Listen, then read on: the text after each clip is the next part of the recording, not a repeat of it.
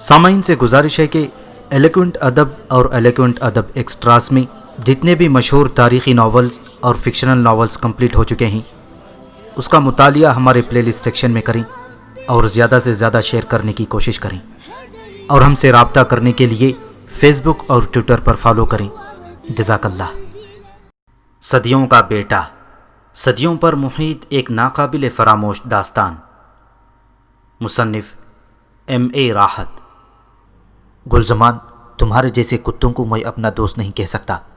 تم یہ نہ سمجھنا کہ اس وقت تم میری قید میں ہو اور تمہارے ہاتھ پاؤں بندھے ہوئے ہیں۔ میں تمہیں آزاد بھی کر دوں گا، اور اس کے بعد بھی تم جانتے ہو کہ میں تمہاری زبان کھلوانے کی طاقت رکھتا ہوں۔ بلا شبہ تم ایک چالاک آدمی ہو، اور تمہیں بہت سے لوگوں کا سہارا بھی حاصل ہے جن کے ذریعے تم مجھے قید خانے میں بند کروا سکتے ہو۔ لیکن گلزمان، ہر شخص کے اپنے دوست ہوتے ہیں۔ اب تم میرے قبضے میں ہو، تمہیں زبان کھولنا پڑے گی۔ دیکھو پورنا، اگر تم نے چالاکی سے مجھے اغوا کر لیا ہے تو اس خیال کو ذہن سے نکال دو کہ میں ہمیشہ تمہاری قید میں رہوں گا۔ میں آج بھی تم سے وہی معاہدہ کرنے کو تیار ہوں، اور اس کے بعد جو شرائط تمہارے اور میرے درمیان طے پا گئے ہیں ان پر عمل کیا جائے گا۔ بکواس مت کرو گدھے، بکواس مت کرو بے غیرت انسان۔ میں تم سے کوئی معاہدہ نہیں کرنا چاہتا۔ تمہاری زندگی صرف اس لیے بخش دی گئی ہے کہ میرا دوست تمہاری قید میں ہے۔ گلزمان، میں تمہیں ایسی عبرتناک سزا دوں گا کہ تم تصور بھی نہیں کر سکتے، ورنہ مجھے میرے دوست کے بارے میں بتا دو کہ تم نے اسے کہاں قید کیا ہے۔ اوہ، تم اس بوڑھے کی بات کر رہے ہو؟ ہاں، اسی کا جس کا نام سالانوس ہے، میں نے جواب دیا۔ میں نہیں جانتا تم لوگوں کے بارے میں پورنا۔ تم جس انداز میں میرے سامنے آئی وہی میرے لیے حیرت ناک تھا۔ اس کے بعد تم جو ثابت ہوئے وہ بھی بڑی تعجب خیز بات تھی۔ میں کسی انسان کے اندر اتنی قوت کا تصور بھی نہیں کر سکتا، لیکن گلزمان بذات خود ایک بڑی قوت ہے۔ کیا تم سمجھتے ہو کہ میں صرف یہی ذریعہ معاش رکھتا ہوں؟ میرے اور بھی کئی وسائل ہیں پورنا۔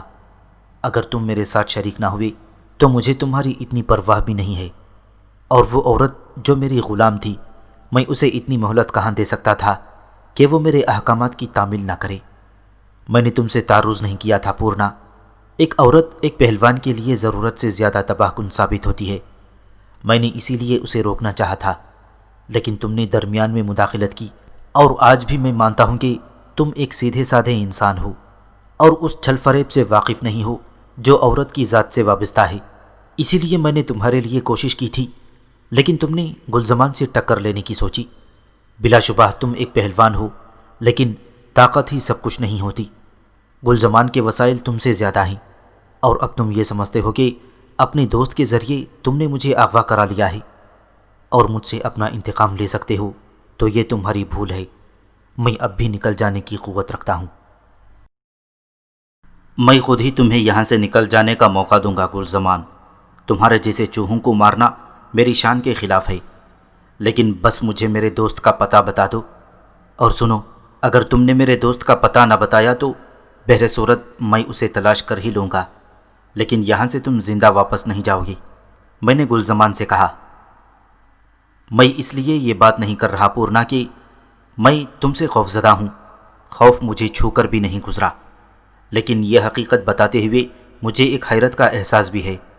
میں تمہاری طاقت کے بارے میں بات کر رہا تھا کہ تم مجھے پہلے ہی حیرت انگیز معلوم ہوئے تھے، اور تم سے حیرت انگیز شخص تمہارا دوست نکلا۔ میں تو اب یہ محسوس کرتا ہوں کہ تمہارا تعلق اس سرزمین سے ہے ہی نہیں۔ تم یقیناً کسی سیارے کے باشندے ہو اور انسانی شکلوں میں یہاں آئے ہو۔ گلزمان نے کہا۔ بکواس میں وقت ضائع کر رہے ہو گلزمان، میں تم سے اپنے دوست کا پتہ پوچھ رہا ہوں۔ میں بھی وہی بتا رہا ہوں۔ اس وقت میں تمہارے دوست کے سامنے تھا، اسی سے سوالات کر رہا تھا، تب تمہارے دوست نے ایک دم ہاتھ اٹھایا اور مجھ سے کہنے لگا کہ میں اس کا یہ پیغام اس کے دوست پورنا کو پہنچا دوں۔ پیغام کچھ یوں تھا: پورنا، مستقبل کے اس دور میں ہم آ تو گئے ہیں، لیکن یہ ماضی نہیں تھا جس سے ہم واقف تھے اور جس میں ہم خود کو ضم کر سکتے تھے۔ چنانچہ پورنا، میں انتہائی شرمندگی کے ساتھ تم سے رخصت ہو رہا ہوں۔ مجھے تم سے جدا ہوتے ہوئے بے حد افسوس ہے پورنا، لیکن یہ دنیا میری سمجھ میں نہیں آئی۔ اگر مجھے چند ساعت اور اس دنیا میں رہنا پڑی تو میرے حواس ہی رخصت ہو جائیں گے۔ اس لیے پورنا، میں واپس جا رہا ہوں۔ تم زاویوں کی سمت تلاش کرو۔ افسوس میں تمہیں وہ زاویہ نہیں بتا سکا جس کے تحت تم ماضی میں واپس پہنچ جاتی، لیکن طریقہ کار سے تم واقف ہو۔ اپنے آپ کو تم مختلف زاویوں سے دیکھو اور خود کو مجھ تک پہنچانے کی کوشش کرو۔ ممکن ہے تم مجھ تک پہنچ جاؤ، نہ پہنچ سکو تو مجھے معاف کر دینا۔ یہ تھے اس شخص کے الفاظ، اور اس کے بعد نہ جانے کیا ہوا۔ اس نے ذرا سی جنبش کی اور ہماری نگاہوں سے اوجھل ہو گیا۔ بلا شبہ وہ کوئی جادو تھا، اور تم بھی جادو ہی کی قوت سے اپنے آپ کو منواتے ہو، گلزمان نے کہا، اور میں ششدر رہ گیا۔ گلزمان کے الفاظ اس کے اپنے نہیں تھے، اور ان الفاظ میں کوئی فریب نہیں تھا۔ مجھے یقین تھا کہ سالانوس اپنی دنیا میں واپس پہنچ گیا ہے۔ وہ اس عجیب و غریب دنیا سے بوکھلا کر یہاں سے فرار ہو گیا تھا اور مجھے یہیں چھوڑ گیا۔ رہی زاویوں کی تلاش کی بات، تو کسی مخصوص زاویے کو تلاش کر لینا میرے لیے ممکن نہ تھا۔ گویا میں اب اس دور میں اس دنیا میں تنہا رہ گیا تھا، لیکن اس کے بعد میں نے اپنے خیالات جھٹک دیے۔ پروفیسر، میرے اندر انوکھی قوت ہمیشہ کار فرما رہی ہے۔ وہ اوت کر آئی۔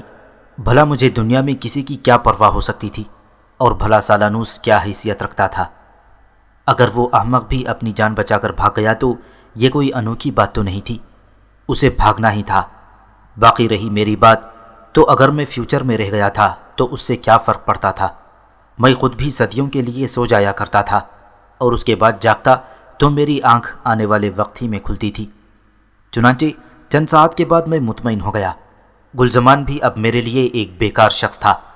البتہ ٹونی میرے نزدیک کھڑا ہوا اس طرح گلزمان کو دیکھ رہا تھا جیسے گلزمان نے یہ ساری بکواس کی ہو، اور اس نے اس کا اظہار بھی کر دیا۔ کیا یہ شخص پاگل ہو گیا ہے گولڈ؟ کیا بکواس کر رہا ہے یہ؟ میری سمجھ میں تو نہیں آیا۔ نہیں ٹونی، اب یہ احمق ہمارے لیے بیکار ہے، میں نے کہا۔ کیا مطلب؟ ٹونی نے سوال کیا۔ مطلب یہ ہے کہ اس نے جو کچھ کہا ہے سچ ہے۔ یہ اس گدھے کے الفاظ نہیں ہو سکتے۔ بلا شبہ میرا ساتھی، میرا دوست اپنی دنیا میں واپس چلا گیا ہے۔ جس انداز میں اس نے کہا ہے، اس انداز میں؟ ٹونی نے حیرت سے پوچھا۔ ہاں، ٹونی حیران تھا۔ یہ بے وقوف خود کو چالاک سمجھتا ہے، لیکن میرے دوست میں کچھ ایسی خوبیاں موجود تھیں کہ اس نے اسے خوب چکرا دیا۔ جس جگہ اس نے اسے قید کیا ہوگا وہ اسی جگہ موجود ہوگا، لیکن اس کی نگاہوں سے اوجھل صرف ایک نظر کے شعبدے کی معمولی سی بات، اور یہ احمق بن گیا۔ اس کے بعد اس نے بلا شبہ دروازہ کھلا چھوڑ دیا ہوگا، اور اس کے بعد میرا دوست بآسانی باہر آ گیا ہوگا۔ میں نے ٹونی کو مطمئن کرنے کے لیے کہا، کیونکہ اسے حقیقت بتانے سے کوئی فائدہ نہیں تھا۔ ٹونی نے نہ سمجھنے والے انداز میں گردن ہلائی، پھر بولا، خیر، مجھے اس سے کوئی غرض نہیں۔ اب یہ بتاؤ کہ کیا تم مطمئن ہو یا کچھ اور چاہتے ہو؟ نہیں، اب میں کچھ نہیں چاہتا، میں نے جواب دیا۔ تب پھر اسے قتل کر دیا جائے، ورنہ بلا وجہ یہ تمہارے لیے الجھن بن جائے گا۔ ٹونی نے اتنی لاپرواہی سے کہا جیسے کسی مکھی کو مارنے کی بات کر رہا ہو۔ نہیں ٹونی، میں بے مقصد زندگیاں نہیں چھینتا، اور نہ ہی مجھے اس کی زندگی اور موت سے کوئی دلچسپی ہے۔ یہ میرا کیا بگاڑ سکتا ہے؟ یہ بات تو شاید یہ خود بھی نہیں جانتا۔ میرا خیال ہے اسے یہاں سے بھگا دو۔ ٹھیک ہے، تب پھر اسے بے ہوش کر کے کسی ایسی جگہ ڈلوا دیں گے جہاں سے یہ خود اٹھ کر کہیں بھی چلا جائے، ٹونی نے کہا، اور میں نے بھی لاپرواہی سے گردن ہلا دی۔ اب بھلا گلزمان میرے لیے کیا کشش رکھتا تھا جو اس بیچارے کو خواہ مخواہ میری وجہ سے مصیبت برداشت کرنا پڑتی؟ چنانچہ میں نے ٹونی سے کہہ کر اس کی جان تو بچا لی، لیکن اب سالانوس کے بارے میں سوچ رہا تھا۔ بابا سالانوس خاصا چالاک نکلا۔ اس نے جدید دنیا پر اپنی ہی دنیا کو ترجیح دی تھی، اور ظاہر ہے وہ بیچارہ اس کے علاوہ اور کر بھی کیا سکتا تھا۔ سالانوس کے بارے میں جب تک مجھے یہ بات معلوم نہیں ہوئی کہ وہ یہاں سے فرار ہو گیا ہے، تب تک تو میں اس کے لیے الجھا ہوا تھا، اور بار بار یہ خیال میرے ذہن میں آتا تھا کہ نہ جانے وہ بیچارہ کس مصیبت کا شکار ہوگا۔ لیکن جب مجھے معلوم ہوا کہ سالانوس اپنی جان بچا کر اپنی دنیا میں واپس چلا گیا ہے، تب سے میں نے اس کا خیال ہی ذہن سے نکال دیا تھا۔ اور پروفیسر، اب تو تم بھی اس بات کے گواہ ہو کہ میں ہر گزری ہوئی چیز کو بھولتا چلا آیا ہوں۔ میں نے کبھی ماضی میں کھو جانے والوں کے لیے درد نہیں محسوس کیا، خواہ وہ مجھ سے کتنی ہی قربت رکھتے ہوں۔ چنانچہ اب میں پنکی اور ٹونی کے ساتھ مطمئن تھا۔ ٹونی چند دنوں تک تو میرے سلسلے میں محتاط رہا، اور اس کے بعد جب اسے یقین ہو گیا کہ میں ایک قابل اعتماد آدمی ہوں تو اس نے ہر احتیاط ختم کر دی۔ پنکی سے شاید اس کا کوئی اندرونی رشتہ بھی تھا۔ ممکن ہے ٹونی بھی پنکی کی طرح دلی طور پر خود پرست ہو اور پنکی کی اس کی نگاہ میں کوئی بڑی حیثیت نہ ہو، لیکن بظاہر وہ دونوں ایک دوسرے سے بہت مانوس تھے۔ ٹونی عموماً باہر مصروف رہتا تھا اور پنکی میرے ساتھ، لیکن ہم دونوں کی یہ قربت کسی خاص مرحلے تک نہیں پہنچی تھی۔ حالانکہ پنکی نے کئی بار اس کشش کا اظہار کیا تھا جو اس کے اندر محسوس ہوتی تھی۔ اس نے میرے لیے بہت سے جدید لباس سلوائے تھی۔ پروفیسر، دل تو میرا بھی یہی چاہتا تھا کہ اس دنیا میں بھی اپنے وقت کا انسان رہوں، یعنی لباس وغیرہ کے جھنجھٹ میں زیادہ نہ پڑوں، لیکن اس دنیا کی تہذیب ذرا مختلف تھی اور بے لباس لوگوں کو یہاں مجرم گردانا جاتا تھا۔ حالانکہ لباس پہن کر جسم کی نمائش کے جو انداز اختیار کیے جاتے تھے وہ بے لباسی سے زیادہ پرکشش ہوتی تھی۔ اس دور کی عورت اپنے آپ کو سجانے کا بہترین طریقہ جانتی تھی، اور یہ سلیقہ مند عورتیں بعض اوقات میرے حواس چھین لیا کرتی تھیں۔ جدید دور کی عورت جو میرے نزدیک تر آئی تھی وہ جولی تھی۔ میں جولی کے بارے میں مزید کچھ نہیں جان سکا تھا، لیکن وہ عورت مجھے یاد تھی، اور کبھی کبھی میری خواہش ہوتی تھی کہ وہ مجھے دوبارہ مل جائے، لیکن میں نے اس خواہش کو دبا دیا تھا۔ میں تو حال کا محقق تھا، حال کی تصویریں دیکھ رہا تھا اور اپنے ذہن میں محفوظ کر رہا تھا، لیکن بعض اوقات جب میں اپنے بارے میں سوچتا تو مجھے ایک عجیب سی کیفیت سے دوچار ہونا پڑتا۔ مجھے یہ احساس ہوتا کہ اب میں حال میں ہوں، اور اس وقت تک مجھے آنے والے وقت کا انتظار کرنا پڑے گا جب تک یہی دور شروع نہ ہو جائے جس میں ہوں۔ کہانی کا اس سے آگے بڑھنا بڑا ہی مشکل کام تھا، اور بڑی عجیب و غریب کیفیت تھی یہ، لیکن میں کیفیات سے گھبرانے والا انسان نہیں تھا۔ چنانچہ میں نے خود کو اس ماحول میں ضم کر لیا تھا، جو ہوگا دیکھا جائے گا۔ پنکی اس دوران مجھے شہر بھر کی سیر کراتی پھرتی تھی، لیکن اس عمارت سے نکلنے سے پہلے وہ میرے چہرے پر تبدیلی کرنا نہیں بھولتی تھی۔ اس نے مجھے بتایا تھا کہ اخبارات جو کاغذ پر ترتیب پاتے ہیں اور شہری خبروں کو ایک دوسرے تک پہنچانے میں معاون ہوتے ہیں، یہ اعلان کر چکے ہیں کہ ایک جرائم پیشہ آدمی جو پیشہ ور پہلوان بھی تھا بہت سے لوگوں کو قتل کر کے فرار ہو گیا ہے، اور اس کی تلاش جاری ہے۔ اس لیے میک اپ کے بغیر باہر نکلنا کافی خطرناک تھا۔ پنکی نے مجھے یہ بھی بتایا تھا کہ ٹونی کا کام ختم ہو چکا ہے، اور اس کے بعد جب ہم یہاں سے نکل جائیں گے تو پھر کوئی دشواری پیش نہیں آئے گی۔ اس وقت اگر میں اپنے چہرے پر تبدیلی نہ بھی کروں تب بھی کوئی حرج نہیں ہے۔ اس دوران پنکی مجھ سے جو باتیں کرتی رہتی تھی ان کا لبے لباب یہی تھا کہ وہ میرے ساتھ مل کر اپنی زندگی کے ایک نئے باب کا آغاز کرنا چاہتی ہے۔ اس نے ہمیشہ مجھ سے بے پناہ الفت کا اظہار کیا تھا، بلکہ ایک آدھ بار تو یوں کہنا چاہیے کہ اس نے محبت کا اظہار کر بھی دیا تھا، لیکن اس کے باوجود وہ مجھ سے تھوڑا سا اجتناب بھی برتتی تھی۔ حالانکہ چند مواقع ایسے آئے کہ مجھے اس کی قربت حاصل ہو سکتی تھی۔ میں نے یہ بھی محسوس کیا تھا کہ وہ ذہنی طور پر مجھ سے متاثر ہے اور میرے نزدیک آنا چاہتی ہے، لیکن نہ جانے کون سی جھجک مانے تھی۔ پھر ایک رات اس نے بڑے دلکش انداز میں مجھے بتایا کہ کل ہم سب لوگ یہاں سے روانہ ہو رہے ہیں۔ ہم کہاں جا رہے ہیں پنکی؟ میں نے سوال کیا۔ متحدہ امارات کے ایک چھوٹے سے ملک میں چند روز وہاں قیام کریں گے اور اس کے بعد وہاں سے آگے بڑھ جائیں گے۔ کیا اس کے بعد ہم لوگ اسی طرح ایک دوسرے سے دور رہیں گے؟ میں نے سوال کیا، اور میرے اس سوال پر پنکی کی آنکھیں خمار آلود ہو گئیں۔ اوہ ڈیئر گولڈ، اب جب کہ تم نے مجھ سے یہ سوال کر ہی لیا ہے تو میں خود پر قابو نہیں رکھ سکتی۔ گولڈ، صرف میں ہی نہیں، میرا خیال ہے بے شمار لڑکیاں تمہاری صورت دیکھ کر خود پر قابو نہیں رکھ سکتی۔ میں تو اپنے آپ کو بہت مضبوط شخصیت پاتی ہوں کہ میں نے ابھی تک اپنے حواس قائم کیے ہوئے ہیں۔ تم تو حواس چھین لینے والوں میں سے ہو۔ میں اگر تمہارے چہرے پر تبدیلی نہ کروں تو میرا ذہن میرا ساتھ چھوڑنے لگتا ہے۔ ڈیئر گولڈ، میری جان، میں تم سے ایک حد تک اجتناب برتتی رہی ہوں، صرف اس وقت تک کے لیے جب تک ہمیں اس کے بہتر مواقع میسر نہ ہو جائیں، اور اب وہ وقت زیادہ دور نہیں ہے۔ سفر کے دوران ہی میں تمہیں بتاؤں گی کہ ہمیں کیا کرنا ہے، اور مجھے یقین ہے کہ تم میرا پورا ساتھ دو گے۔ بلا شبہ پنکی، میں تم سے ہر تعاون کے لیے تیار ہوں، میں نے جواب دیا۔ اور پروفیسر، یہ کوئی انوکھی بات تو نہ تھی، اس سے قبل بھی میں حسین لڑکیوں کا ساتھ دیتا رہا تھا، اور اب جدید دور سے تھوڑی سی واقفیت بھی ہو گئی تھی۔ میں جانتا تھا کہ یہاں سب اپنے رنگ میں مست رہنے والوں میں سے ہیں، اور جس نے اقدار کی لکیر پلٹی وہ پیچھے رہ گیا اور خود اپنے اوپر ہنسنے لگا۔ چنانچہ وہ رات گزر گئی۔ دوسری صبح پنکی اور ٹونی یہاں سے روانگی کی تیاریاں کر رہے تھے۔ نہ جانے ان کا کاروباری جال کہاں تک پھیلا ہوا تھا، اس عمارت کی کیا حیثیت تھی، مجھے اس میں کوئی خاص بات نہیں معلوم ہو سکی۔ یہاں سے روانہ ہوتے ہوئے کوئی خاص سامان ساتھ نہیں لیا گیا تھا سوائے ضروری کپڑوں کے، اور ان میں میرے لباس بھی شامل تھے۔ پنکی نے میرے لیے بے شمار لباس خرید ڈالے تھے، ایسے لباس جنہیں پہن کر میں شدید الجھن محسوس کرتا تھا، لیکن خود کو اس دنیا میں ضم کرنے کا شوق مجھے ہر تکلیف اٹھانے پر مجبور کر رہا تھا۔ میں کسی بھی بات سے کسی الجھن کا شکار نہیں تھا۔ جو کچھ دیکھ رہا تھا وہ صدیوں آگے کی چیز تھی، اور میں اپنی کتاب کے لیے بہتر مواد فراہم کر رہا تھا۔ کاش اس دور کا کوئی محقق میری اس کتاب کو دیکھ لیتا پروفیسر، تو اسے دنیا کی عظیم کتاب قرار دیتا۔ ممکن ہے اس کتاب کی شہرت اتنی بڑھتی کہ ساری دنیا کے لوگ اسے دیکھنے کے لیے امٹ پڑتے، لیکن یہ کتاب تو ازل سے ترتیب پا رہی تھی۔ اس سلسلے میں کچھ نہیں کر سکتا تھا۔ اب ہم لوگ اسی آہنی گھوڑے پر سوار ہو کر چل پڑے۔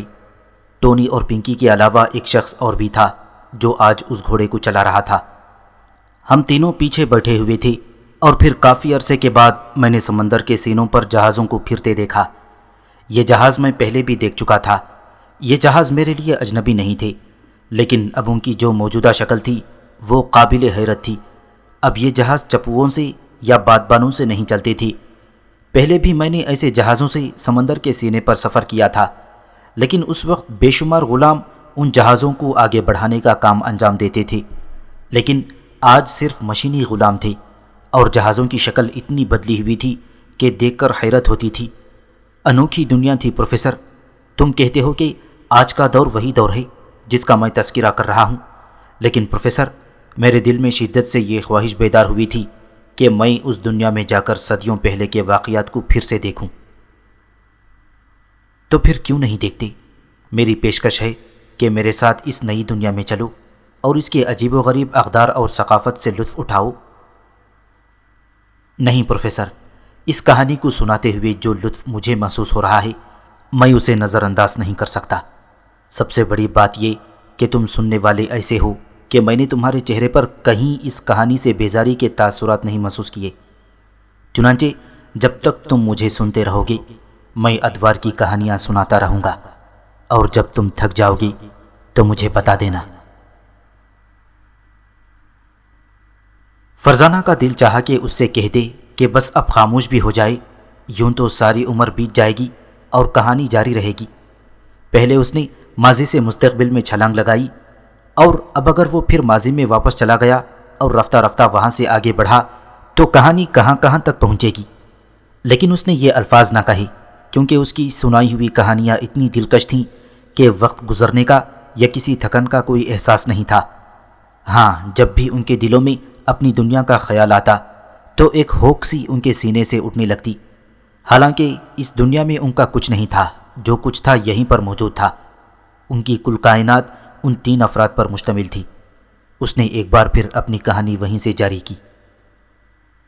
تو پروفیسر، سمندر کا کنارہ نزدیک آ گیا اور ہم آہنی گھوڑے سے نیچے اتر آئے۔ وہ شخص آہنی گھوڑے لے کر واپس چلا گیا تھا۔ سامنے ہی ایک چھوٹا سا جہاز کھڑا تھا جس پر ایک پرچم لہرا رہا تھا۔ چند افراد اس جہاز سے سیڑھیوں کے ذریعے ساحل پر آ گئے۔ آنے والوں نے پنکی اور ٹونی کا استقبال کرتے ہوئے مجھ سے بھی ہاتھ ملا لیا، اور پھر ان میں سے ایک شخص کہنے لگا، تمام سٹاف واپس جا چکا ہے جناب، ہم نے چیکنگ کرا دی ہے۔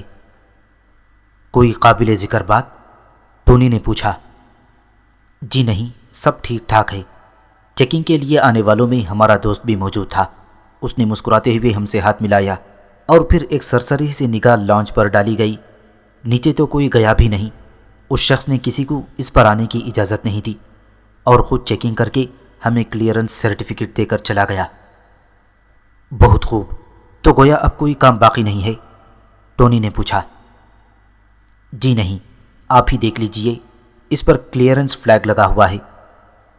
اس شخص نے ایک کاغذ ٹونی کے حوالے کر دیا، اور ٹونی نے کاغذ دیکھنے کے بعد مطمئن انداز میں گردن ہلائی، پھر میرے شانے پر ہاتھ رکھ کر بولا، آؤ میرے دوست، اب ہم تمہیں نئے جہانوں کی سیر کرائیں۔ اور میں لکڑی کے اس پلیٹ فارم سے لکڑی کی سیڑھی کے ذریعے لانچ پر پہنچ گیا۔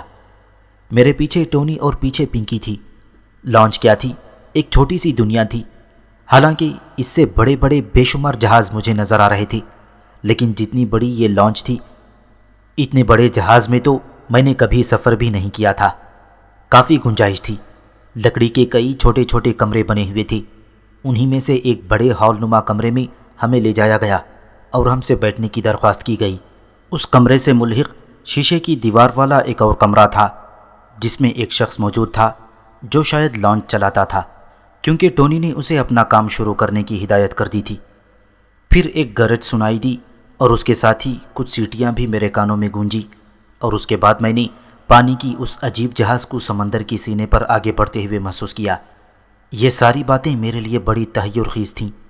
پنکی نے جھک کر ٹونی کے کان میں کچھ کہا اور ٹونی مسکراتا ہوا گردن ہلانے لگا۔ پھر اس نے میری جانب دیکھا اور کہا، گولڈ، اگر تم چاہو تو باہر نکل کر اپنی پسند کی تفریحات میں حصہ لے سکتے ہو۔ میری مراد سمندر کے سینے پر سفر سے ہے۔ ممکن ہے تم اس سے ناواقف ہو۔ ہاں، میں یہ چاہتا ہوں، اور اس جہاز کے اس طرح آگے بڑھنے کو باہر سے دیکھنا چاہتا ہوں۔ ٹھیک ہے، تم جاؤ، لیکن اپنا خیال رکھنا۔ تمہاری حفاظت کی ذمہ داری اب ہمارے اوپر ہے۔ چنانچہ کسی ایسی تکلیف میں مبتلا مت ہو جانا جو ہمارے لیے پریشانی کا باعث بن جائے۔ میں نے گردن ہلا دی اور باہر نکل آیا۔ لانچ پر کافی افراد سفر کر رہے تھے، جن کی تعداد 17-18 سے کم نہیں ہوگی، لیکن وہ سب کے سب لانچ کے ملازم معلوم ہو رہے تھے۔ وہ سب مختلف کاموں میں مصروف تھے۔ میں ان کے درمیان سے گزرتا تو وہ گردنیں اٹھا اٹھا کر مجھے دیکھتے اور پھر اپنے کام میں مشغول ہو جاتے، جیسے انہیں یہ ہدایت ہو کہ کسی بھی چیز کے بارے میں کوئی تجسس نہ کریں۔ میں نے بھی ان میں سے کسی سے بات کرنے کی کوشش نہیں کی اور آگے بڑھتا رہا۔ اس طرح میں نے تقریباً پوری لانچ دیکھ ڈالی، اور بلا شبہ پروفیسر، قدیم زمانے کے جہازوں سے یہ لانچ کہیں زیادہ خوبصورت اور کہیں زیادہ تیز رفتار تھی۔ مشینی عمل سے اسے چلایا جا رہا تھا، اور انسان کی یہ انوکھی ترقی دیکھ کر میرا ذہن عجیب و غریب خیالات میں گم ہو گیا تھا۔ میں نے صرف ایک بات سوچی تھی پروفیسر، وہ یہ کہ انسان آنے والے دور میں پہلے سے کہیں آگے بڑھ جاتا ہے، اور ادوار کا سلسلہ اس کی ذہانت میں اضافہ کرتا چلا جاتا ہے۔ مجھے سارا ماضی یاد ہے۔ میں نے بڑھتے ہوئے دور میں کبھی انسان کو پہلے سے پست نہیں پایا۔ جوں جوں وقت گزرتا جاتا ہے، وہ ترقی کی منازل طے کرتا چلا جاتا ہے، اور میں نہیں کہہ سکتا کہ یہ سلسلہ کہاں تک پہنچے گا۔ ہاں، بات لانچ کے سفر کی ہو رہی تھی۔ نئے دور کی جادوگرنی پنکی بھی اسی لانچ میں موجود تھی۔ تھوڑی دیر کے بعد میں نے اسے اپنے عقب میں پایا۔ وہ مسکراتی ہوئی میری جانب آ رہی تھی۔ پھر میرے قریب پہنچ کر اس نے مسکراتے ہوئے کہا، کہو گولڈ، سمندر کے سفر میں لطف آ رہا ہے؟ ہاں، بے حد۔ بلا شبہ یہ سفر بے حد پرکشش ہے۔ کیا تم نے اس سے پہلے بھی سمندر کے سینے پر سفر کیا ہے؟ اس نے پوچھا۔ ہاں، بے شمار بار، میں نے جواب دیا، لیکن اس کے ساتھ ہی میں سنبھل گیا۔ بے خیالی میں ایک ایسا جملہ نکل گیا تھا جو آگے چل کر مصیبت بن سکتا تھا۔ کیا تمہارے اس علاقے میں بھی سمندر کا یہی ماحول ہوتا ہے؟ نہیں پنکی، ہم نے کبھی ایسی کشتی میں سفر نہیں کیا جسے انسان یا بادبان چلاتے ہوں۔ تمہاری یہ کشتی تو بڑی حیرت انگیز ہے، تم مجھے اس کے بارے میں بتاؤ۔ یہ لانچ مشینی قوت سے چلتی ہے، پیٹرول اور ڈیزل۔ ممکن ہے تم ان دونوں الفاظ کو نہ سمجھ سکو۔ زمین سے برآمد ہونے والا ایک ایسا مایہ جو ساری دنیا کی رگوں میں زندگی دوڑائے ہوئے ہے، یہی اس کا استعمال ہوتا ہے۔ اور وہ مشینی گھوڑا جس پر تم نے حیرت کا اظہار کیا تھا، بلکہ یوں سمجھو کہ ساری مشینری ہی تیل پر چلتی ہے۔ تعجب ہے، تعجب ہے۔ انسانی ذہن کہاں تک پہنچے گا؟ کیا اس کا کوئی تعین کیا جا سکتا ہے؟ میں نے پوچھا، اور پنکی مجھے دیکھنے لگی، پھر مسکراتے ہوئے بولی، تمہارا ذہن واقعی بڑا مرصع ہے، حالانکہ تمہاری طبیعت کی سادگی دیکھ کر اندازہ نہیں ہوتا کہ تمہاری سوچ بھی اتنی گہری ہوگی۔ پنکی نے مسکراتے ہوئے کہا، میرے خیال میں انسانی ذہن کی ترقی اور ارتقاء کا تعین ممکن نہیں ہے۔ ایک بات بتاؤ پنکی۔ ہاں ہاں، پوچھو۔ سمندر کے سینے پر سفر کب تک جاری رہے گا؟ میں نے تم سے ایک بات کی تھی گولڈ، کیا تمہیں وہ بات یاد ہے؟ کون سی بات؟ یوں تو تم نے مجھ سے بہت سی باتیں کہی ہیں، لیکن کیا تمہارا اشارہ کسی خاص بات کی طرف ہے؟ میں نے پوچھا۔ ہاں، میں نے تم سے کہا تھا گولڈ کہ تم سکون کی دنیا سے آئے ہو، تمہارے ہاں زندگی گزارنے کے لیے اتنی مشکلات نہیں پیدا ہوئیں جتنی اس دنیا میں ہیں۔ ہم اگر کچھ بننے کی کوشش کریں تو ہمیں اس کے لیے تمام دنیاوی اقدار نظر انداز کرنا ہوتی ہے۔ ہم یہ بھول جاتے ہیں کہ کون دوست ہے کون دشمن، بلکہ اس دنیا کے تمام تر لوگ دوستوں ہی کو شکار بناتے ہیں، کیونکہ وہ زیادہ معصوم ہوتے ہیں اور ان پر اعتبار کرتے ہیں۔ لیکن شکاری بھی مجبور ہوتا ہے، کیونکہ اگر وہ کسی کو شکار نہ بنائے تو خود شکار ہو جاتا ہے۔ تو میں نے تم سے کہا تھا کہ یہ لانچ انتہائی قیمتی ہے اور فی الوقت ٹونی اس کا مالک ہے، لیکن تم اس سے زیادہ طاقتور ہو۔ میں نے اس رات تمہیں دیکھا جب تم جیل سے فرار ہوئے تھے، تم نے ان لوگوں کو اس طرح مارا تھا کہ کسی ایک آدمی سے اس کا تصور بھی نہیں کیا جا سکتا۔ ٹونی تمہاری طرف اسی لیے متوجہ ہوا تھا کہ اس نے تمہیں ایک منفرد انسان پایا، اور میں جو تمہارے بارے میں اسی انداز میں سوچ رہی ہوں اس کی وجہ بھی یہی ہے۔ بات وہیں آ گئی کہ ہم میں سے ہر شخص ایک دوسرے سے سبقت لے جانے کا خواہش مند ہے۔ اس سے قبل کہ ٹونی تمہیں اپنے مقصد، اپنی خواہشات کے لیے استعمال کرے، میں چاہتی ہوں کہ تم میرے ساتھ مل کر اس لانچ پر قبضہ کر لو۔ اس پر جو لوگ موجود ہیں مجھے یقین ہے کہ وہ تمہاری دیو ہیکل جسم کے سامنے کوئی حیثیت نہیں رکھتے۔ ابھی لانچ سمندر کے اس حصے میں پہنچ جائے گی جہاں کسی بھی قسم کی بیرونی مداخلت کا امکان نہیں رہے گا۔ میں دلچسپ نگاہوں سے پنکی کو دیکھنے لگا۔ اس کی غرض سامنے آ گئی تھی، اور اس دور کے دلچسپ ہنگاموں میں پورے ہوش و حواس سے حصہ لینے کا موقع فراہم ہو گیا تھا۔ پنکی عجیب سی نگاہوں سے میری طرف دیکھ رہی تھی، ان نگاہوں میں امید کی جھلکیاں تھیں۔ چنانچہ میں نے اس کی فوری تسلی ضروری سمجھی۔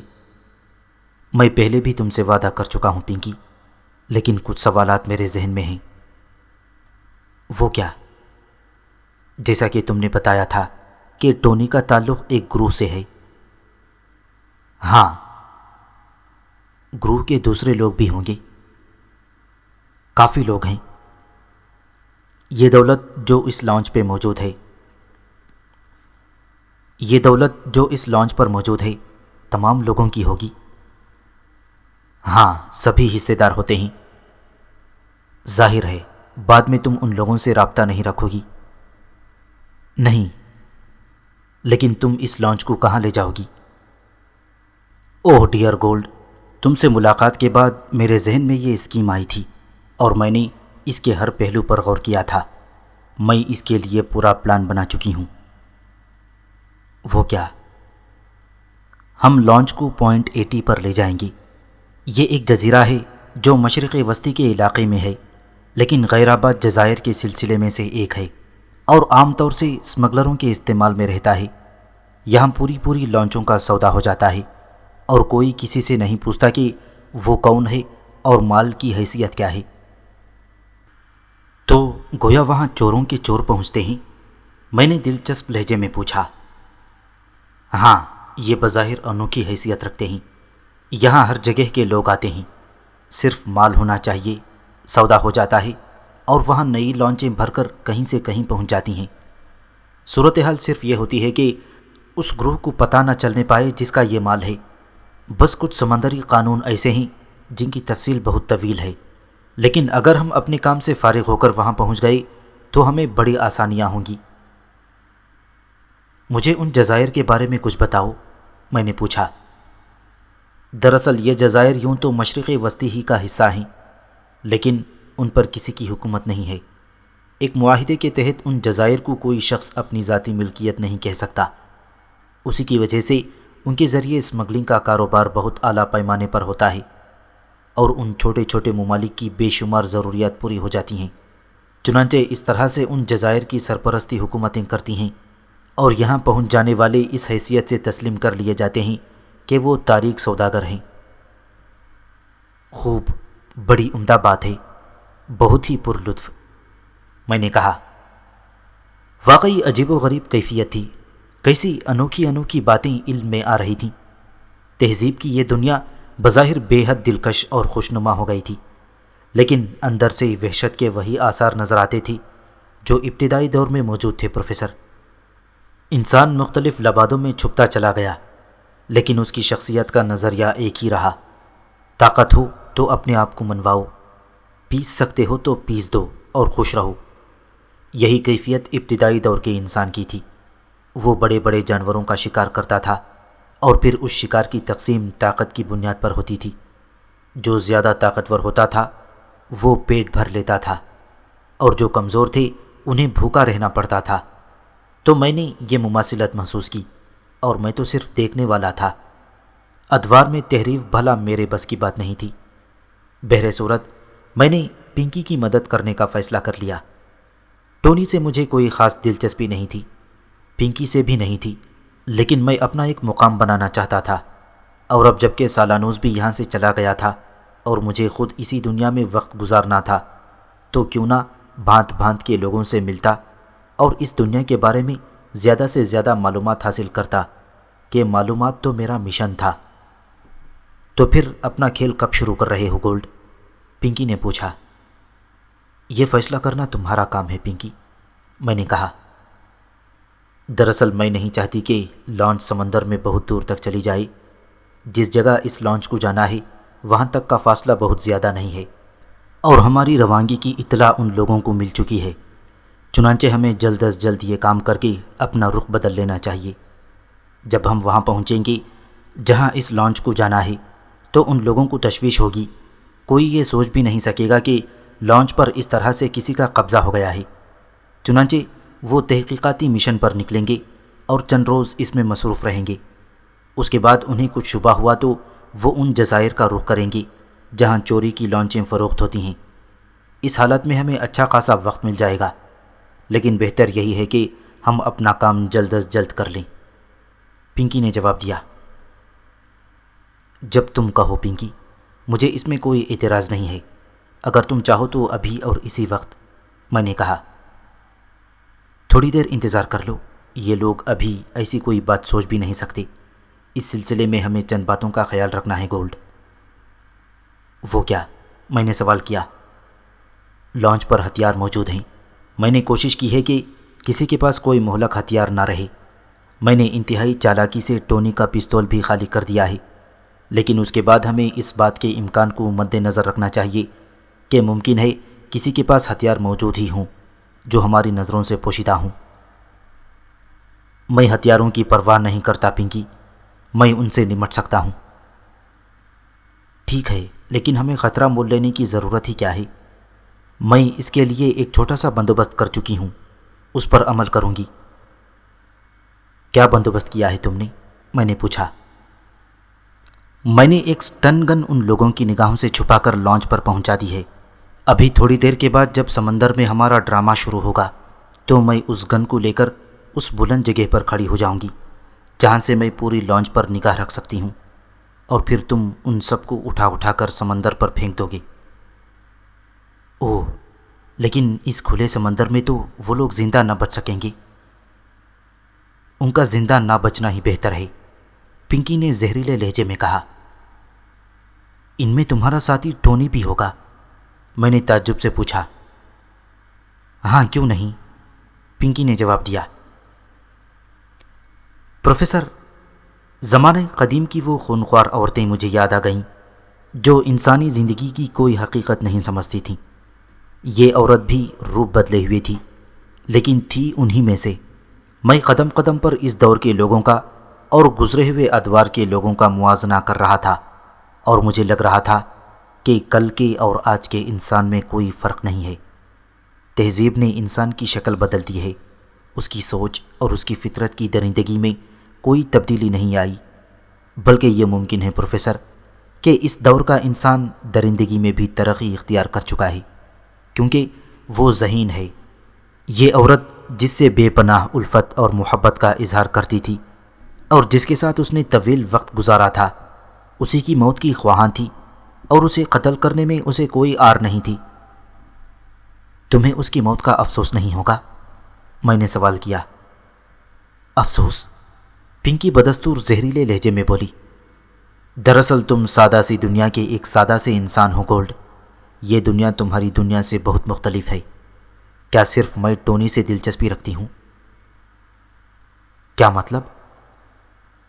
وہ بھی تو مجھے اپنا دوست سمجھتا ہے۔ ہاں، میرا خیال بھی یہی ہے، لیکن یقین کرو اگر مجھ سے کوئی غلطی ہو جائے تو وہ اپنے ہاتھوں سے مجھے ذبح کر سکتا ہے۔ بدلتے ہوئے ادوار نے انسان کو جلاد بنا دیا ہے۔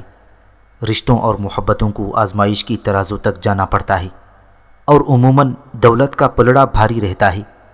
دولت کے عوض اولادیں فروخت کی جاتی ہیں، عزت بیچی جاتی ہے۔ اب بھی بعض سرپھیرے قدروں کی لکیر پیٹتے نظر آ جاتے ہیں، لیکن وہ ہمیشہ خسارے میں رہتے ہیں۔ اور تم خسارے میں نہیں رہنا چاہتی تو ٹھیک ہے پنکی، میں تم سے تعاون کا وعدہ کر چکا ہوں، تعاون کروں گا۔ تم بے فکر رہو اور اپنے مقاصد پر عمل کرو، میں نے کہا، اور پنکی نے مطمئن انداز میں گردن ہلا دی۔ تا حد نگاہ وسیع اور بے کران سمندر، اوپر آسمان، کوئی تبدیلی نہیں تھی فضاؤں میں۔ اس خطے زمین پر موجود لوگوں نے حالات بدل لیے تھے، زمین کی شکل بدل لی تھی۔ زمانہ قدیم کے خونی ڈرامے اب بھی کھیلے جاتے ہیں۔ خطے زمین کے لیے، زر و جواہر کے لیے جنگ اب بھی جاری تھی۔ اور پروفیسر، اس وقت میں نے ایک انوکھی بات سوچی۔ میں نے سوچا کہ میں تو ہر دور کے انسان کے تابع رہا ہوں۔ لوگوں نے جس طرح چاہا مجھے استعمال کیا ہے۔ کہیں میں نے اپنی سوچ کے مطابق کوئی تبدیلی کی، اور کہیں میں خود دوسروں کے رنگ میں ڈھل گیا۔ اب بھی وہی بات تھی۔ لانچ پر کام کرنے والے سرکش اور باغی قسم کے لوگ تھے، وہ کسی کو خاطر میں نہیں لاتے تھے۔ میری جانب بھی بہت سی نگاہیں متحیرانہ انداز میں اٹھی تھیں۔ یہ دشمنی کی بنیاد نہ تھی، لیکن اس سے فرق بھی کیا پڑتا ہے؟ ہاں، میں ایک عورت کا تابع ہوں، اور اس کے کہنے سے ان سب کو زندگی سے دور کرنے کے لیے تیار تھا۔ میں منتظر تھا کہ کب پنکی کی طرف سے اشارہ ہو اور میں اپنا کام شروع کر دوں۔ پھر اس وقت جب سورج ڈھلنے پر تھا اور دھوپ کی تیزی ختم ہو چکی تھی، میں نے اسی بلند جگہ کی جانب دیکھا۔ وہاں مجھے پنکی نظر آئی۔ پنکی کے ہاتھ میں وقت کا ہتھیار تھا، لمبی سی نال والا ایک ہتھیار جس سے وہ آگ برساتی تھی۔ اسی آگ برسانے والے ہتھیار سے گلزمان نے مجھ کو ہلاک کرنے کی کوشش کی تھی، اور ان لوگوں نے بھی جو پولیس والے کہلاتے تھے، لیکن سب نے دیکھا تھا کہ وقت کا یہ ہتھیار میرے لیے ناکارہ ہے۔ گویا میں اپنی حیثیت میں آج بھی اتنا ہی سربلند تھا، اور اسی لیے مجھے ان تمام چیزوں کی کوئی فکر نہیں تھی۔ پھر پنکی نے دونوں ہاتھ بلند کیے، اور میں نے اپنے نزدیک کھڑے ہوئے شخص کو اٹھا کر پانی میں پھینک دیا۔ پانی میں گرنے والے شخص کی چیخ بڑی بھیانک تھی۔ وہ بیچارہ یہ سمجھ بھی نہ سکا کہ میں اچانک اس کا دشمن کیوں بن گیا تھا۔ اس کے ساتھیوں نے اس کی چیخ سنی اور ان سب کو طیش آ گیا۔ اے کیا تم پاگل ہو گئے ہو؟ او وحشی انسان، تجھے کیا ہو گیا؟ 3-4 آدمی میری طرف دوڑے، لیکن میں ان کے استقبال کے لیے تیار کھڑا تھا۔ ایک یہ بات دیکھ رہی وہ چاروں بھی پانی میں جا پڑے، اور اب باقاعدہ ہنگامہ ہو گیا۔ وہ لوگ جو ہتھیار بھی ان کے ہاتھ میں تھا وہ لے کر مجھ پر پل پڑے۔ چاروں طرف سے ان کی یورش ہو رہی تھی، اور میں ان میں سے ایک ایک کو اٹھا کر پانی میں پھینک رہا تھا۔ میں چاہتا تو ان کی ہڈیاں وہیں سرما کر سکتا تھا، لیکن میں چاہتا تھا کہ پانی میں گرنے کے بعد وہ خود اپنی زندگی کے لیے جدوجہد کریں، اور جو جدوجہد میں کامیابی کا اہل ہو وہ اپنی زندگی بچا لے جائے۔ ذرا سی دیر میں پوری لانچ شور سے گونج رہی تھی۔ تب ٹونی اور اس کے ساتھی آ گئے۔ انہوں نے چیخ چیخ کر مجھے آوازیں دیں۔ گولڈ کیا کر رہے ہو؟ کیا ہو رہا ہے یہ؟ گولڈ ہٹ جاؤ، ورنہ میں تمہیں گولی مار دوں گا۔ باز آ جاؤ گولڈ، باز آ جاؤ، ٹونی نے کہا، اور پھر اس نے شاید وہ ہتھیار نکال لیا جس سے اس نے مجھے گولی مارنے کی دھمکی دی تھی، لیکن وہ ہتھیار پنکی کی سازش کی وجہ سے بیکار ہو چکا تھا۔ ٹونی نے متحیرانہ انداز میں اسے دیکھا، اور پھر وہ ایک لوہے کا لمبا ڈنڈا لے کر میری طرف بڑھا۔ اس نے وہ ڈنڈا میرے سر پر مارنے کی کوشش کی، لیکن میں نے ڈنڈا پکڑ لیا۔ دوسرے لمحے ٹونی بھی میری گرفت میں تھا، اور ظاہر ہے پروفیسر میری گرفت ایسی نہیں تھی جس سے ٹونی نکل سکتا۔ تمہیں کیا ہو گیا ہے گولڈ؟ کیا تم پاگل ہو گئے ہو؟ مجھے چھوڑ دو، ٹونی نے کہا، اور میں نے اسے پانی میں چھوڑ دیا۔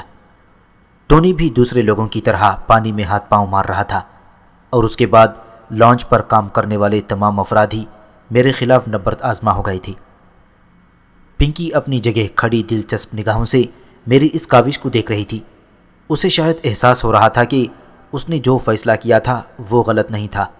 بلا شبہ اس نے ایک ایسے آدمی پر بھروسہ کر کے اپنی جان خطرے میں ڈالی تھی، کیونکہ وہ نہیں جانتی تھی کہ اس کا مطلوبہ شخص جس پر اس نے اتنا بھروسہ کر لیا ہے اس بھروسے کے قابل ثابت ہوگا یا نہیں، اور اس وقت اگر وہ اتنے سارے لوگوں کے قابو میں آ گیا تب پھر لازمی امر تھا کہ وہ پنکی کا نام بھی اس سازش میں شامل کر دیتا، اور اس کے بعد پنکی کو اپنی زندگی بچانا مشکل ہو جاتی۔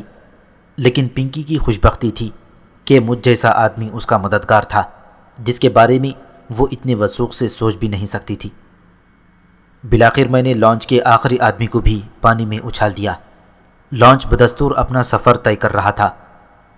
شاید اسے چلانے کے لیے کوئی خاص شخص کی ضرورت نہیں تھی، اور نہ ہی بادبانوں کی مانند جو ہواؤں کے تابع ہوتے تھے۔ لانچ سے کافی پیچھے ڈوبنے والوں کی آوازیں ابھر اور ڈوب رہی تھیں، اور اس کے ساتھ ہی پنکی کے قہقہے بھی۔ پھر وہ نیچے اتر آئی، وہ دوڑتی ہوئی میرے نزدیک آ گئی، پھر وہ مجھ سے لپٹ گئی۔ وہ میرے پورے وجود کو چوم رہی تھی اور بے پناہ خوش نظر آ رہی تھی، اور میں زمانہ قدیم کی ان ہستیوں کو یاد کر رہا تھا جو اس سے مختلف نہ تھیں۔ تب میں نے اس کے دونوں شانے پکڑ لیے اور اسے اس کی وحشت سے روکا۔ اوہ گولڈ، گولڈ، تم واقعی گولڈ ہو، گولڈ ہی گولڈ ہو، اس نے ہنستے ہوئے کہا۔ بہت خوش نظر آ رہی ہو پنکی، میں نے اس کے شانے پکڑتے ہوئے کہا۔ ہاں گولڈ، بے پناہ خوش، بے پناہ خوش ہوں۔ تم نہیں سمجھتے کہ اب ہماری حیثیت کیا ہے۔ اس لانچ کو فروخت کرنے کے بعد ہم امیر ترین لوگوں میں شمار ہوں گے، اور پھر یورپ واپس پہنچ کر ہم ایک اعلیٰ ترین طرز زندگی اختیار کریں گے۔ کیا رکھا ہے اس اسمگلنگ کے کاروبار میں؟ ساری زندگی داؤ پر لگا دو اور رہو وہیں کے وہیں۔ میں نے اپنی پوری زندگی یہی پلاننگ کی تھی گولڈ۔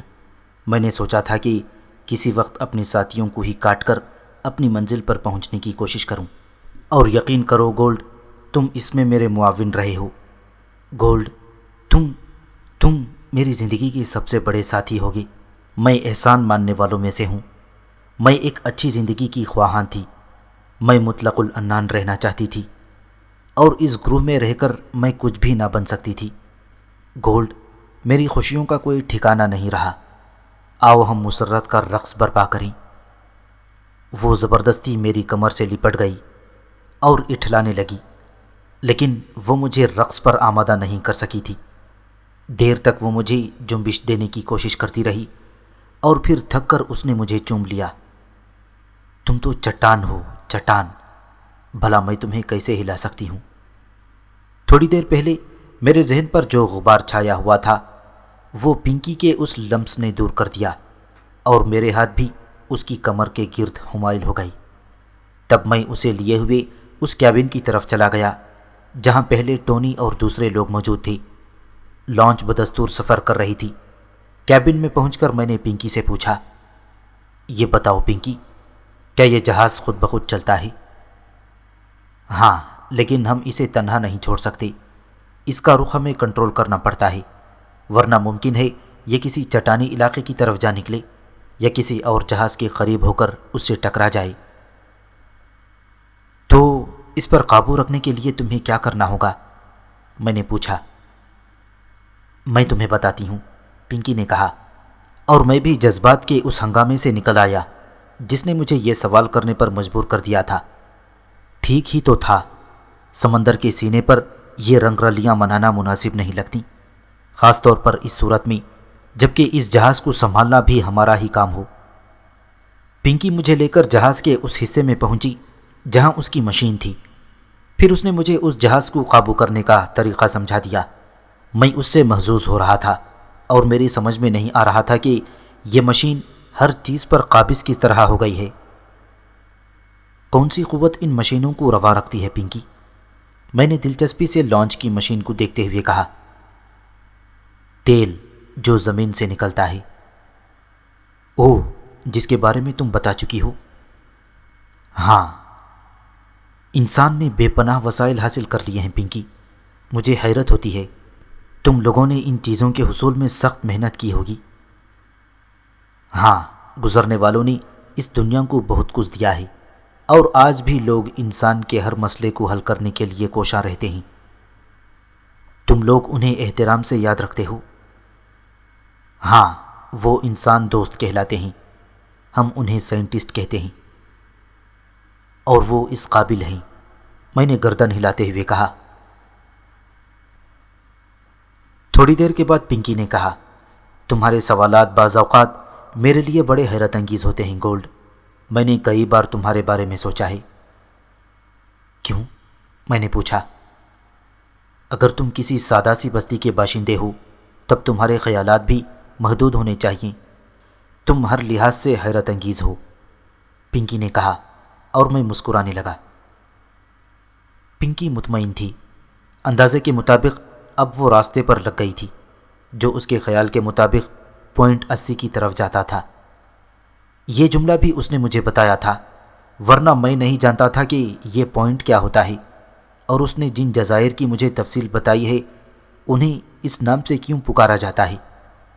بہر صورت وہ سمندری راستوں کی ماہر معلوم ہوتی تھی، اور اس نے مجھے بھی یہی بتایا تھا کہ وہ ان راستوں پر سفر کرتی رہی ہے۔ چنانچہ جب وہ مطمئن تھی تو پھر مجھے بھی کسی بات کی پرواہ نہ تھی۔ یوں بھی اگر اس کا یہ جہاز کسی سمندری چٹان سے ٹکرا جائے یا کہیں غرق ہو جائے تو اس کا اثر صرف پنکی کی ذات پر پڑ سکتا تھا۔ وہ اپنے خوابوں کو آنکھوں میں سجائے سمندر کی گہرائیوں میں گم ہو جاتی، اور پھر میں ابھرتا کسی ایسی جگہ جو مختلف ہوتی، ممکن ہے اس دنیا سے ہی مختلف۔ چنانچہ مجھے ان تمام چیزوں کی پرواہ نہیں تھی۔ جب جہاز کی روشنیاں جل اٹھیں تو پنکی کی آنکھوں میں خمار بھر آیا۔ گولڈ، تم میری زندگی میں وہ وقت لائے ہو جس کی خواہش میں نے بچپن سے کی ہے، اور انسان اگر اپنی دیرینہ خواہشوں کو سامنے اپنی حیثیتوں سے محسوس کرے کہ اس پر ان کی دسترس ہو اور ان کے وہ سارے خواب پورے ہو چکے ہوں جو وہ دیکھتا رہا ہو، پھر اس کی خوشیوں کا ایک ہی مرکز ہوتا ہے، وہ جس نے اسے خوشیوں سے ہمکنار کیا ہے۔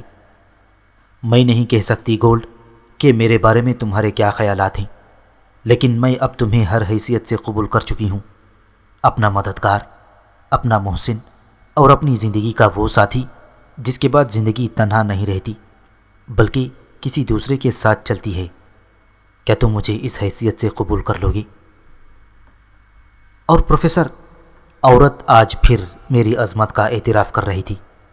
انداز بدلا ہوا تھا لیکن الفاظ وہی تھے، وہ الفاظ جو اس سے قبل میں کئی بار سن چکا تھا۔ ہر صدی میں ہر عورت نے مجھ سے اسی انداز میں اپنی چاہت کا اظہار کیا تھا، اور جس انداز میں میں نے اسے جواب دیا، بھلا پنکی اس سے کیوں محروم رہتی؟ چنانچہ ہمارے درمیان فاصلے ختم ہو گئے۔ میں نے الفاظ سے نہیں، عمل سے اظہار کیا کہ پنکی کی یہ پیشکش مجھے قبول ہے، اور میں اپنی اس مدد کا معاوضہ وصول کرنے کے لیے تیار ہوں جو میں نے کی ہے۔ اور جب میری آغوش میں چھپی ہوئی پنکی نے سورج کی پہلی کرن دیکھی تو وہ اچھل پڑی۔ اوہ گولڈ، میرا خیال ہے ہم اپنی منزل تک آ پہنچے ہیں، ہو سکتا ہے ہم اس سے کچھ آگے نکل آئے ہوں۔ مجھے تمہارے پرسکون قرب میں نیند آ گئی تھی۔ تو پھر اٹھ جاؤ، میں نے کہا۔ وہ اپنی جگہ سے اٹھ گئی، میں بھی اس کے ساتھ کیبن سے باہر نکل آیا تھا۔ یہ عجیب و غریب سمندری جہاز پانی کے سینے پر اسی طرح رواں دواں تھا۔ ہم نے بہت دور ایک بھوری لکیر دیکھی، اور پنکی سمت بتانے والے آلے کے نزدیک پہنچ کر یہ اندازہ کرنے لگی کہ ہمارے چھوٹے سے جہاز کا رخ اس لکیر کی جانب ہے، یا ہم اس سے بچ کر نکل آئے ہیں۔ پھر اس نے مسکراتے ہوئے گردن جھٹکی اور کہنے لگی، او ڈیئر، ہم اس کے بالکل قریب ہیں۔ ہاں، اگر ہم چند گھنٹے اور چلتے رہتے تو اس سے آگے نکل سکتے تھے۔ گویا اب تمہیں اس جہاز کا رخ بدلنا پڑے گا؟ میں نے پوچھا۔ میں ابھی یہ کارروائی کرتی ہوں، میرا خیال ہے ہمیں اس میں کوئی دقت نہیں ہوگی، پنکی نے کہا، اور پھر وہ جہاز کی مشین کی طرف متوجہ ہو گئی۔ میں نے اس چھوٹی سی مشین کے ذریعے سمندر میں چلتے ہوئے دیو ہیکل جہاز کا رخ بدلتے ہوئے محسوس کیا، اور بھوری لکیر نمایاں ہوتی چلی گئی۔ پھر جب سورج پوری طرح بلند ہوا تو ہم اس بھوری لکیر کے نزدیک تھے، جس کے کنارے پر سرسبز درخت نظر آ رہے تھے، اور یہی غالباً پنکی کا مطلوبہ جزیرہ تھا۔ پنکی بہت خوش نظر آ رہی تھی، اس کی آنکھوں میں مسرت کا اظہار ہو رہا تھا۔ پھر اس نے لانچ کا انجن بند کر دیا اور اسے سمندر میں ٹھہرانے کے انتظامات کرنے لگی۔ وہ مکمل طور پر اس ساری کارروائی سے واقف تھی، اور ان سارے کاموں سے فارغ ہو کر ہم جزیرے پر پہنچ گئے۔ جزیرہ ویران تھا، لیکن انسان کی پہنچ کے انتظامات سے خالی نہیں تھا۔ سب سے پہلے پنکی نے ایک بلند مقام کا رخ کیا اور اوپر پہنچ کر چاروں طرف دیکھنے لگی۔ پھر اس کے ہونٹوں سے سیٹی کی سی آواز نکلی اور اس نے مجھے اوپر آنے کا اشارہ کیا۔ میں بھی ایک طویل سانس لے کر اوپر پہنچ گیا تھا۔ کیا بات ہے پنکی؟ میرا خیال تھا ہم یہاں تنہا ہیں۔ تو پھر؟ تنہا نہیں ہیں، وہ دیکھو۔ پنکی نے ایک طرف اشارہ کیا اور میں اس جانب دیکھنے لگا۔ ایک عظیم الشان جہاز جزیرے کے عقبی حصے میں کھڑا ہوا تھا اور اس کے گرد لوگ چلتے پھرتے نظر آ رہے تھے۔ یہ کون لوگ ہیں؟ پائریٹس، یعنی کالے سوداگر، پنکی نے مسکراتے ہوئے جواب دیا۔ کیا مطلب؟ وہ لوگ جو اس جیسی لانچوں کو خریدنے آتے ہیں۔ لیکن اس میں الجھنیں بھی پیش آتی ہوں گی۔ کیسی الجھنیں؟ اب جیسے تم یہاں تنہا ہو، یا پھر یوں سمجھو کہ ہم دو افراد ہیں، جبکہ جہاز میں بے شمار لوگ موجود ہیں۔ اگر وہ بددیانتی کا مظاہرہ کریں تو؟ ہاں، ایسے حادثے ہو جاتے ہیں، پنکی کسی قدر خوفزدہ لہجے میں بولی۔ ایسی صورت میں تم کیا کرو گی؟ میں نے پوچھا۔ دراصل یہ زندگی حادثاتی ہے گولڈ، ہمیں ہر قدم پر نت نئے ہنگاموں سے نمٹنے کے لیے تیار رہنا پڑتا ہے۔ بعض اوقات وہ نہیں ہوتا جو ہم چاہتے ہیں، ہر قدم پر جد و جہد ضروری ہے، اور ہماری کوششیں ناکام بھی ہوتی رہتی ہیں۔ اگر وہ لوگ تمہارے مال پر قبضہ کر لیں تو؟ میں نے پوچھا۔ ہاں، ہم نے بھی تو کسی کے مال پر قبضہ کیا ہے۔ یہ ہماری بدبختی ہے کہ اس وقت یہاں دوسرے جہاز موجود نہیں ہیں۔ کیا مطلب؟ اس وقت کوئی دقت نہیں ہوتی جب سوداگروں کے بہت سے جہاز یہاں ہوتے ہیں۔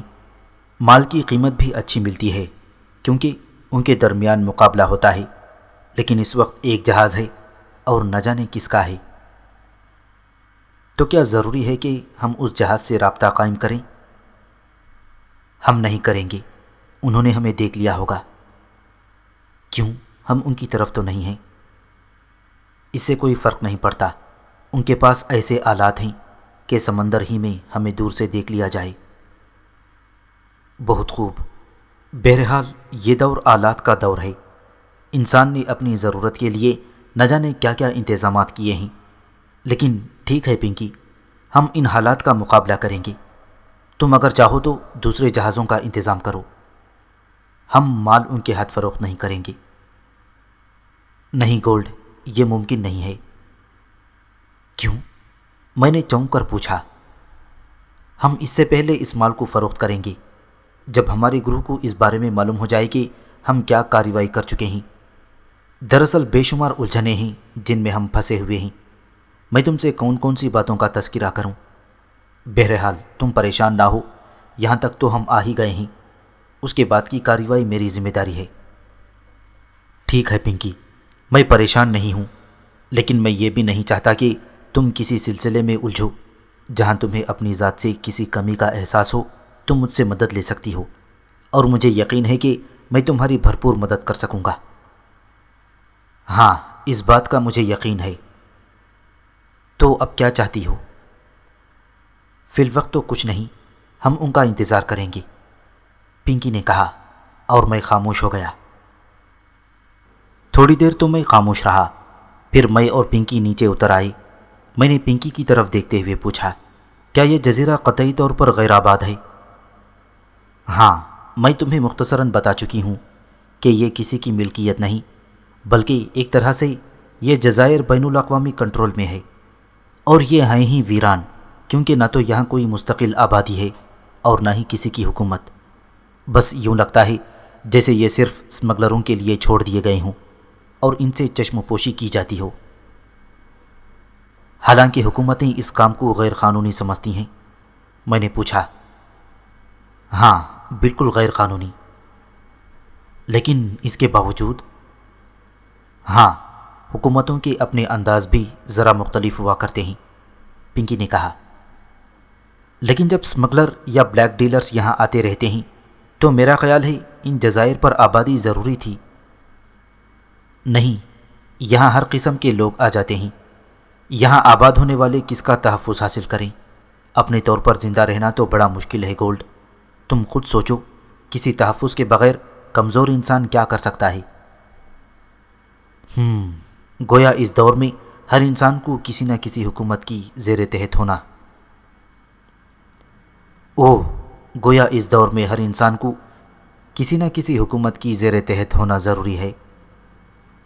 یقیناً یہ دنیا مختلف حصوں میں بٹی ہوئی ہے اور ہر حصے کی اپنی حکومت ہوتی ہے، جہاں انسانی جان و مال کے تحفظ کی ذمہ داری انہی کی حکومتوں کی ہوتی ہے۔ خیر، یہ تو ہمیشہ کی بات ہے، میں نے جواب دیا، اور پنکی پھر چونک کر مجھے دیکھنے لگی۔ میں ایک دم سنبھل گیا تھا۔ کیوں، کیا ہوا؟ میں نے مسکراتے ہوئے اسے دیکھا۔ کچھ نہیں، میں تمہاری باتوں پر غور کر رہی تھی۔ میری باتوں پر غور مت کیا کرو پنکی۔ ہاں، یہ تو بتاؤ، ہمیں یہاں کب تک انتظار کرنا پڑے گا؟ اور اس انتظار کے دوران ہم قیام کہاں کریں گے؟ میرا خیال ہے جزیرے پر قیام کا بندوبست نہیں ہوگا، میں نے پوچھا۔ ہاں، جزیرے پر قیام کا کوئی بندوبست نہیں ہے۔ ویسے تھوڑی دیر جزیرے کی سیر کر کے ہم واپس لانچ پر چلیں گے۔ میں نے گردن ہلا دی اور اس کے بعد ہم کافی دیر تک جزیرے کے کنارے گھومتے رہے۔ پنکی اور میں مختلف موضوعات پر باتیں کر رہے تھے۔ ویسے پنکی کچھ الجھی ہوئی تھی، اس نے زیادہ دور جانے کی کوشش نہیں کی۔ حالانکہ ایک بار میں نے اس سے کہا بھی کہ کیوں نہ اندر چل کر جزیرے کو دیکھا جائے۔ اوہ نہیں، لانچ کو خالی چھوڑا نہیں جا سکتا، پنکی نے جواب دیا۔ کیوں؟ کیا یہاں بھی لوٹ مار شروع ہو سکتی ہے؟ ہاں، لٹیرے کہاں نہیں ہوتے، پنکی بولی اور میں مسکرانے لگا۔ پھر ہم لانچ پر واپس آ گئے۔ پنکی کھانے پینے کا بندوبست کرنے چلی گئی تھی اور میں لانچ کے ایک بلند حصے پر کھڑے ہو کر سمندر کا جائزہ لینے لگا اور پھر چونک پڑا۔ ایک چھوٹی سی کشتی چند لوگوں کو لیے ہماری ہی جانب آ رہی تھی۔ میں نے پنکی کو آواز دی اور پنکی بھی میرے نزدیک پہنچ گئی۔ یہ کون لوگ ہیں؟ اوہ، یقیناً اس جہاز سے آئے ہیں، پنکی نے جواب دیا اور ہم قریب آنے والوں کو دیکھنے لگے۔